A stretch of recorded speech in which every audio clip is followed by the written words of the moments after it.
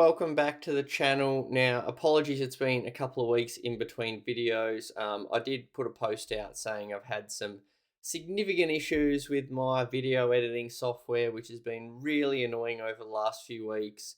I've had these issues where every time I've screen recorded or recorded myself for more than 5 minutes, my app just completely crashes and shuts down. So there are a few videos I wanted to put out, sharing some of my racing and journey in the lead up to the Worlds, but the amount of effort that kind of got wasted there, we've put them on the back burner for now. But here I am, I'm on Zwift and I am in some tiny races. It's been a while between Zwift races actually, and for those that know race rankings on Zwift, I've actually dropped into like 6,000th in the world because I have barely done a Zwift race in the last 90 days. There are a few reasons why I'm here in the tiny races today, and I'll let you know what they are now. As thank you, Robin, for the nice message on point. Good timing with that one. So one of the reasons, probably the primary reason I'm racing here today is because I'm testing out the Elite Justo, getting some race hardness in on the trainer before Worlds. When we are over in Abu Dhabi in a few weeks' time, we have to use the Elite Justo 2 trainers. And I don't think it's any secret to people that are kind of close to me, but I really don't like the way the trainer feels for me. So I'm just trying to get a little bit more efficiency and practice on the Elite Justo before I go away. I really find the resistance on the Elite Justo quite odd and fluctuating at times that don't necessarily reflect what's on the screen. And as well as that, I just spin out so easily. Like I just don't have enough gears on the flat as well. And I'm very much of an efficiency rider. And I'm very dialed into my processes and that kind of thing on the Kickr. It's actually quite funny because Kate and I have swapped trainers for the time being, and she really loves the Justo, as do many of the riders going to Worlds, from what I can tell. But Kate describes the Wahoo Kickrs like a brick wall. And so for me, I love the feeling of the brick wall. It's very kind of predictable single plane. Whereas the Justo, like it feels good for a few pedal strokes, and then you just really start to spin, and I find it hard to kind of hold on to that. So anyway, I'm getting into some racing here to practice on that before the big stuff. The couple of races I've done in the last few weeks, so SRC on the weekend, TTT, still on the Kickr because I just on the flat I really don't think I can sustain any kind of power that would lead to success in those races. So I'll take you to the key moment in this first race in a moment, and we'll go from there. So it was at about this point I get a message from Chris Keogh, who he'd actually messaged me before the start of the race.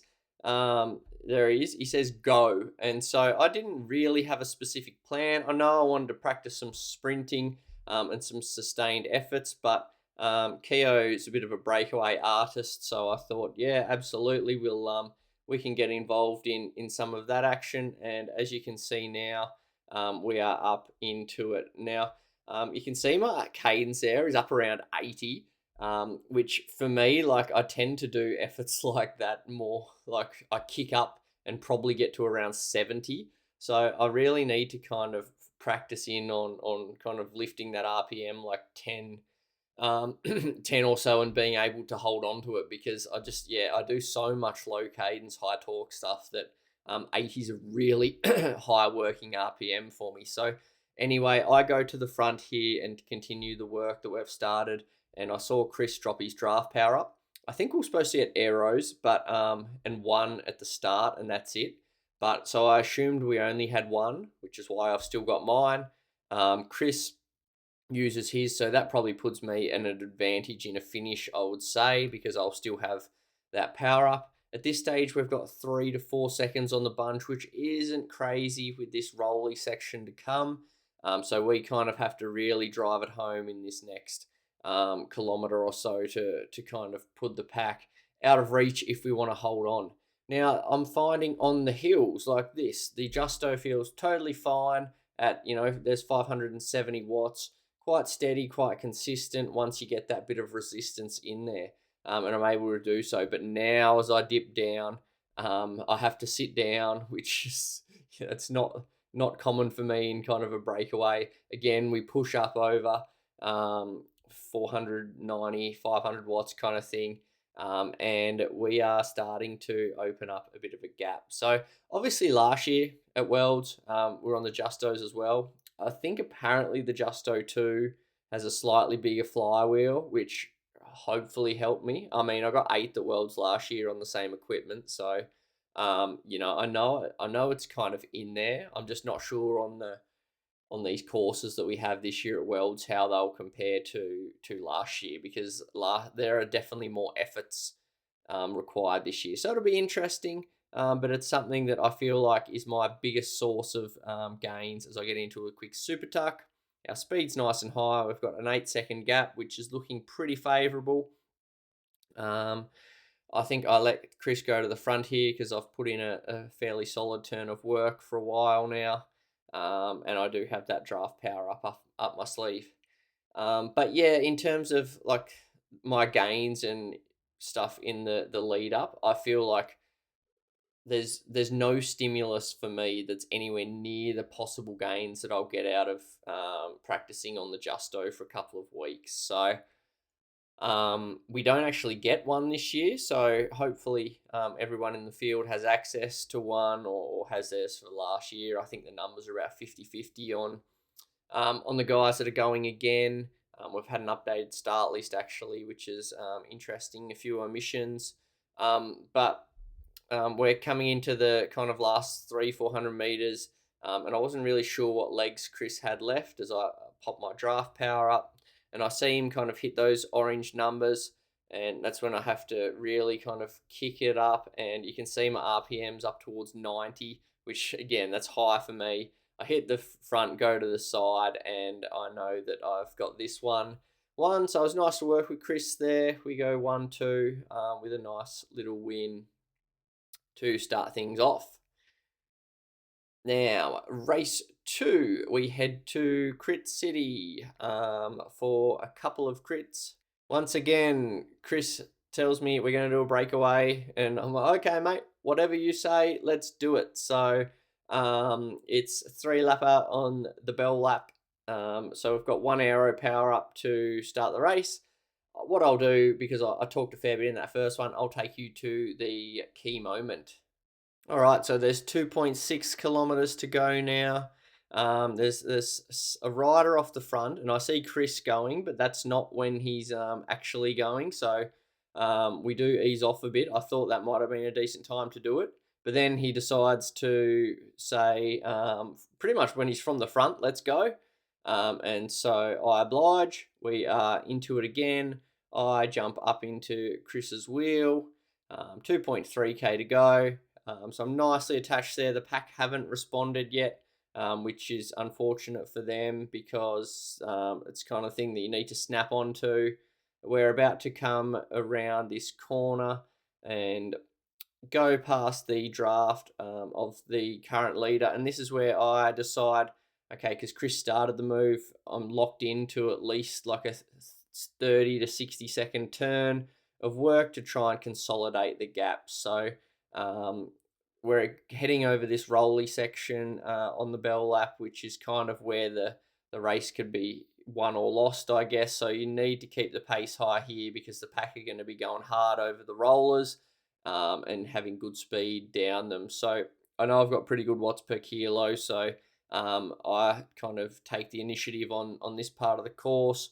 And knowing Chris is probably going to be useful on the flats and the descents, especially with me on the Justo kind of spinning me way around here. So we've got 3 seconds on the main pack, and we've got a guy called Luke basically with us, trying to get on here with us. Chris comes to the front at a perfect time after I've done that kind of minute of work or so, and I jump up into his wheel before that descent. So having to kind of kick up, and again, the cadence goes up to about 80, which all these little little bits of practice are only going to help me for what's to come in a couple of weeks' time. We have a little breather on the descent. And then we know that the pack's not that far behind here, so we have to kind of really keep the power high, keep the speed high here. So we're sitting at around 500 watts, and I know if I can kind of do this for another like 10 seconds or so, things should be in our favor. So I flick a quick elbow, wanting to win the race and stuff like that. So we jump back in the draft, which is where I want to be. And then Chris uses his aero power up. He's kicking at 8.5 watts a kilo, so he's got some good speed there. As I kind of get stuck a little bit behind this guy Luke, I have to work it in, and we kick up. I'm in the draft. I've got an aero power up, and I've got good power. I'm going to swing to the right into the last 100 meters, and we are going to take another little victory. So we go 2 from 2. Another nice breakaway with Chris there. And the results are up on the screen now. Into race 3, and more of the same. Chris wants another breakaway, so who am I to say no? We'll get into it, and I'll take you to the key moment once again in a second. I find that you know, slot 3 for the tiny races, not the biggest fields in the world, so to get that really kind of specific work in when you're not kind of drafting, because obviously there's a lot of draft on Zwift, you kind of really need to be being a bit aggressive, which we do in a couple of laps time. So heading into the rollers with 2.4k to go, and Chris says, let's go. And so that's what we do. You can see here, I'm straight up onto the wheel. Chris uses his aero power up this time, so that's an interesting one. That's going to really help the speed, especially because people are going to be more kind of tuned into the fact there's going to be an attack. I almost lose the wheel a little bit because of that corner. And because of Chris's power plus the power up. But I do come to the front here with some nice momentum. And I notice that because of that momentum, I do get a bit of a gap on Chris. So I just kind of hold the power a little bit lower than what I thought we probably needed to make sure that he was still in the wheels. As you can see there, I'm only doing about 400 watts for a moment until I know Chris is in the wheel. And then you can kind of see the gaps there. We've got another Aussie fella who had a really good series. He's managing to get across to us. And then we've got 5 seconds to the peloton. Bit of an encore, yep, round number 3.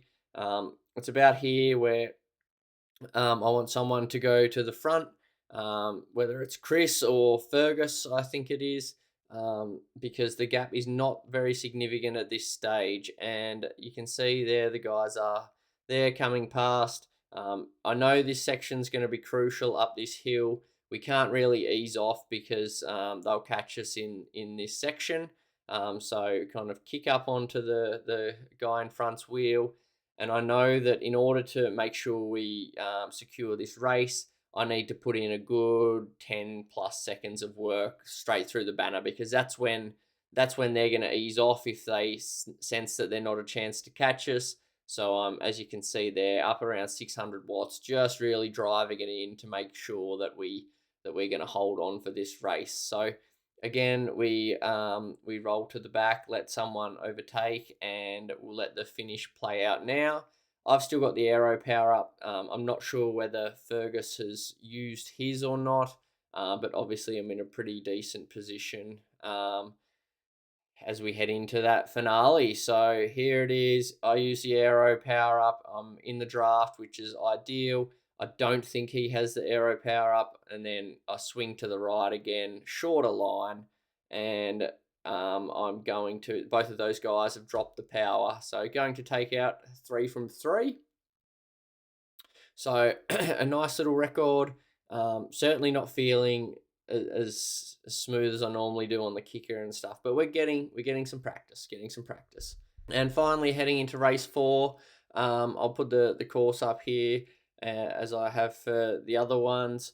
And before this one, Chris said that I've secured, it was basically my DS. He said I've secured the GC, so this one's just a bunch sprint. So I thought that was a good idea because partly I was here to practice some sprinting because the world champs requirements and that kind of thing. And historically, I found the Justo very jumpy with my sprint technique. It's hard to kind of hold on to it because it bounces around a lot, even when it is bolted down. So the plan was this time today to get some sprinting in, which I hadn't properly done. So I was happy with that plan. And that's pretty much how this race played out. There were a few moments where like a guy I think was off the front in a bit of a breakaway. I did a bit of a turn of work to ensure that we could make sure that it came to a bunch sprint at the end. But we are into the final kilometre now, and again, because I haven't raced on Zwift much, like I wasn't really sure how to play this one. And like I wasn't really fussed about the result of this one either. It was more about how I could put down the power on the elite and to see where that would come from. But I'm hanging around the back of the pack, trying to kind of time it so that I have good speed when the crunch comes. And you'll see in a second, I don't nail the timing of this one, but in terms of the power, it was pretty good. So I kick up a bit, expecting that this is when it's going to happen, but it doesn't. So I relax a bit. I'm too far forward. Now some guys are going. I use my aero, and now I really kick up. That's really good finish power for me because the Justo gets going. But now you've got to hold on to it. This is the part where my kicker usually comes good. I just hit the wind at a bad time, and so I'm not going to win this one. I'm right in the hunt for it, though. It's a really, really blanket finish. So I finished 5th in that one, 0.14 behind. I think I did like my equal best 5-second watts per kilo there, because normally when I sprint, I do it in a fashion that I can sustain for 15 seconds, which means a lower peak. But because the Justo spins up so quick, I was able to kind of hit that 1,020 watts for 5 seconds to kind of start it off, which is good power for me at my current weight, which is 61.1. So yeah, around 17 watts a kilo for 5 seconds, a decent 15 seconds as well. So I can sprint on the Justo, but it's just, can I hold it? The efficiency, the cost of doing so mid-race and that kind of thing. But anyway, I then did a bonus race because, again, I wanted more practice, different situations, and that kind of thing. So I saw a race that was happening at 1/4 It's the Zwift Unlocked race on the Scotland After Party. A lot of the same guys from the previous race here. Again, it finishes on the Sgurr, so I was pretty confident in that regard. Just quickly, on my bike upgrades, I'm riding a Stage 4 Pinarello Dogma. It's not the best bike, but I'm within 200 kilometers now, as I make a little bit of a surge to see if the field would respond. This Pinarello, I am 200 kilometers away from unlocking the Big Mig Halo TT bike. So that is going to be sick. Even though you can't really ride it in pacer groups and stuff, it's going to be sick to have it. That'll mean that I have a fully Stage 5 Specialized Halo bike.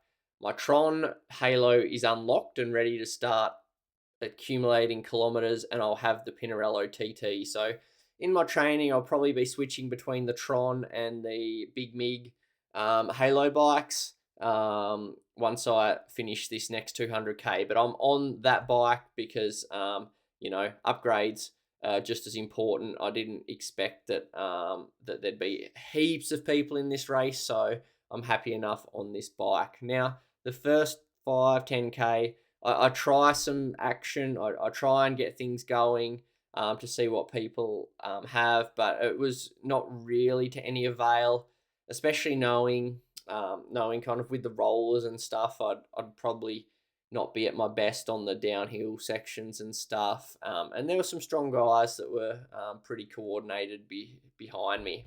At the 3.5k mark, I put in another little dig to see what the pack wanted to do, if they were prepared to chase, and you soon see that it was the case. There were guys that were willing to get after it, which you can see that by the response there. It is strung out but there are guys in the wheel, so I'll abort again in a second.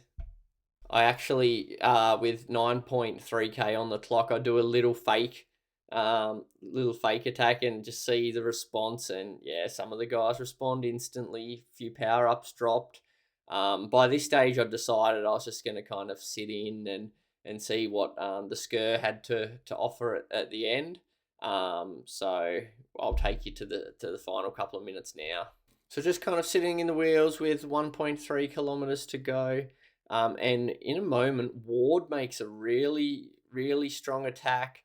So I lift the pace a little bit to kind of see, see what's happening, tire the field out a little bit.